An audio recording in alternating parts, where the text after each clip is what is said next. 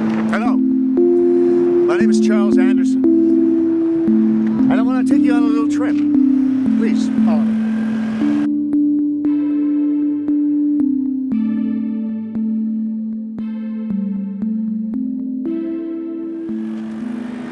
This is New York City. It's my city. It has been my city all of my life. All of a life that I want to remember. And I want to remember every bit of it now. I'm a happy man, and I want to tell you exactly why I'm happy.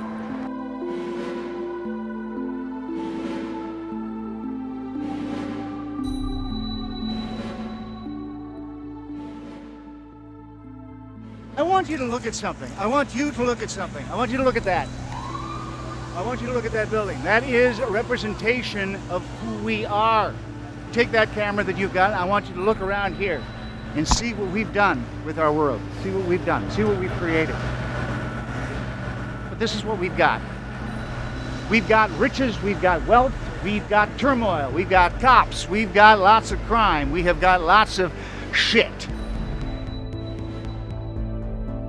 In about 2 hours, I will be gone from this plane. And yet I will be still here. Meaning, I'm transitioning. Now, I'm not saying all of this is bad, but this is what we've created. Now, you want to choose this for yourself all the time. Do you want to consciously sit down calmly with yourself and choose, I want what Donald Trump wants. I want what all these people have. I want to live in this building, this $4 million apartment at the top of this building. That's what I want. Do you really want that? I'm going to say goodbye to everyone on this planet. To everyone who's on this street. To everyone who's waiting across the street. To come across the street, I'm waiting to everybody to say goodbye to everyone! Because I am a happy man.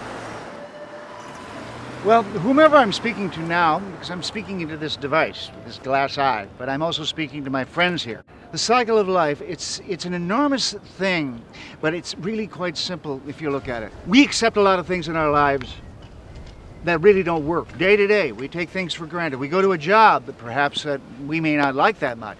And now in this world, we have responsibilities. You have a responsibility. You have to pay the bills. You have to pay your rent. You have to take care of a family. It's very important to take care of your family and friends.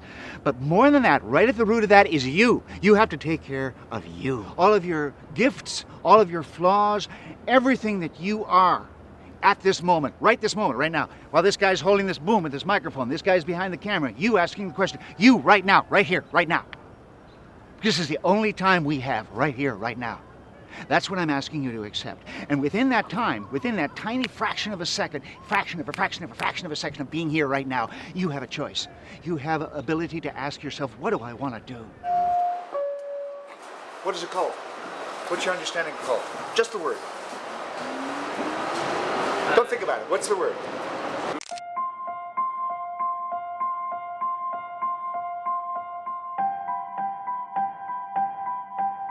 How will you know when it's your time?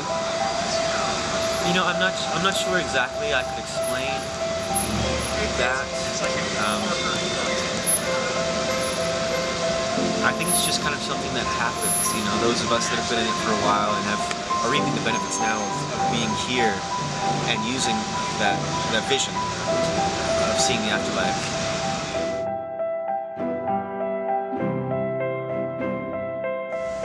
Physically, how could you explain it?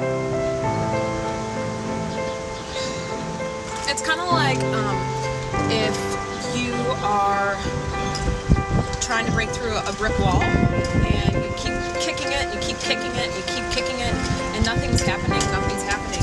And then all of a sudden you kick through and you're looking through this hole, and on the other side is the most beautiful image that you've ever seen. Dying is easy. It's living that scares me to death.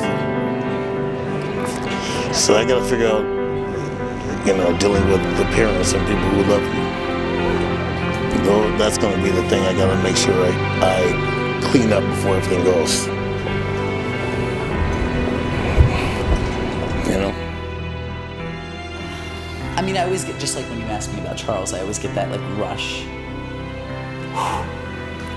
But it's it's time, you know? It's the transition of it. It's comfortable eventually.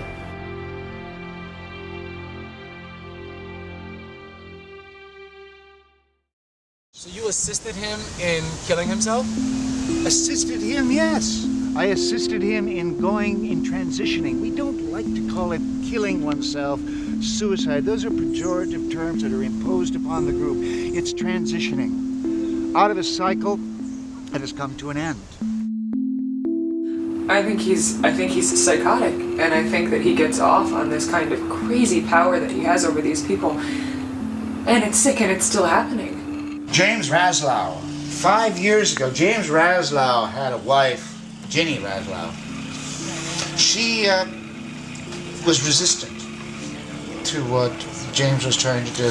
So he got me this for our first Valentine's Day. He did it on his Photoshop, like he took a picture of us that he had taken in bed, and then he Photoshopped it to make it black and white. But I like the frame. I like the frame a lot. This is old. Damn, this is like the 4th of July. Suffice it to say, she was very confused and she was angry that he was making this decision to transition.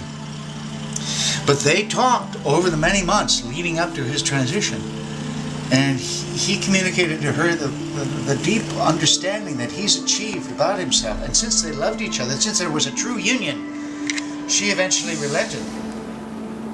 He's a good dancer. Really good dancer.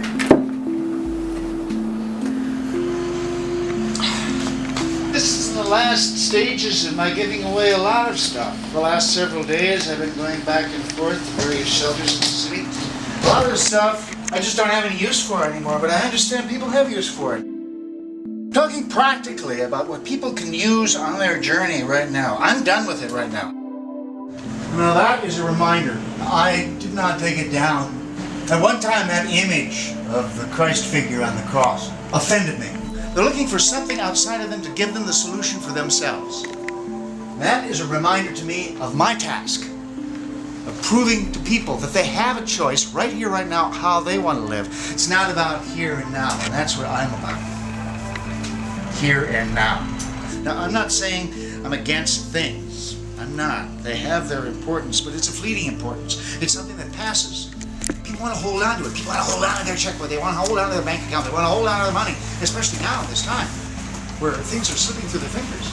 And I'm not anxious to leave this world like, oh God, I can't wait to get out of this world. No. It's not that. It's been good to me. It's shown me a plane of existence that holds many challenges. And it's really so simple. Is that when you get through all of the bullshit that's been laid on you all of your life and you realize there you are. It's simple. It really is.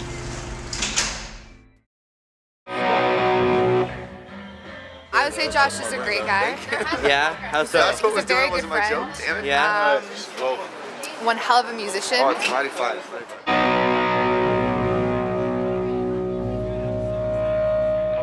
I just met him like maybe 30 minutes ago, but he was pretty fucking awesome. He let me into the show. I'm excited to see him play. Vocals. Josh is fucking awesome. Amazing musician. It's fine Wednesday nights. When the power's out, we're from New York City. This is my friend Josh, and he has known me through my process from being Carefree Alley to being Cycle of Life Alley.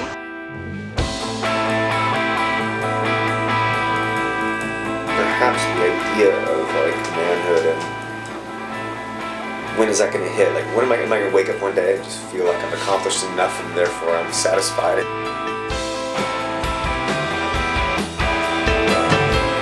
You put me in a room and I can say smart things, but you put me by myself sometimes and it feels like I'm waiting for something to happen that's going to tell me like when I'm a grown-up or something. A billion fires burning faster than anything, nobody batting an eye. Smoky vision coming out of the streets, holy shit, I didn't see through the fire.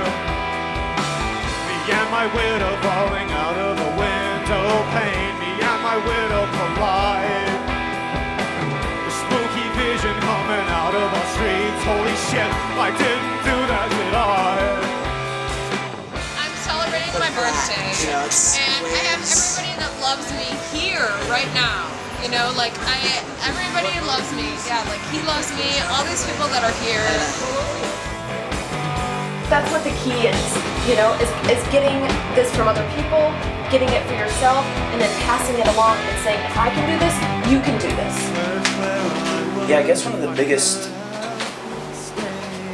reasons that I'm here is because of Josh, and I see his friendship and his leadership. Another habit of heartache, another delay. One of us is bound to get up any day. It makes you think, oh, they're actually listening to me, like I listen to you. I'm just making bad decisions and going down into dark places. I don't want to be in like the cellar anymore, you know? Like being in the sunshine. Inside our cities, inside our hearts we're on fire. Inside our cities, inside our hearts we're on fire.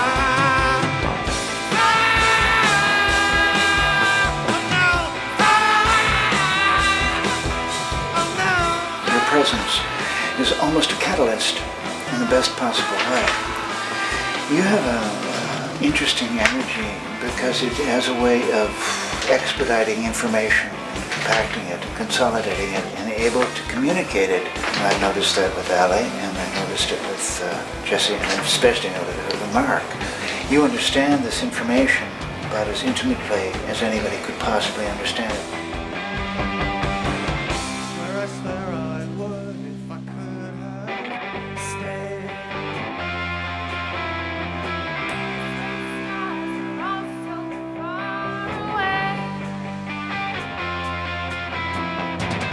Another habit of heartache, another delay.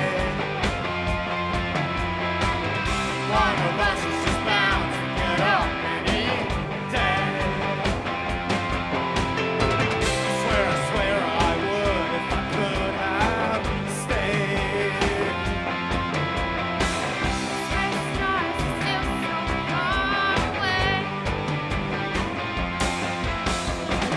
Another habit of heartache, another delay. One of us is just bound to get up and get laid. I'm glad that it exists, I suppose, and I'm glad that people feel free to talk to me and be themselves. I've never really thought about it like that before.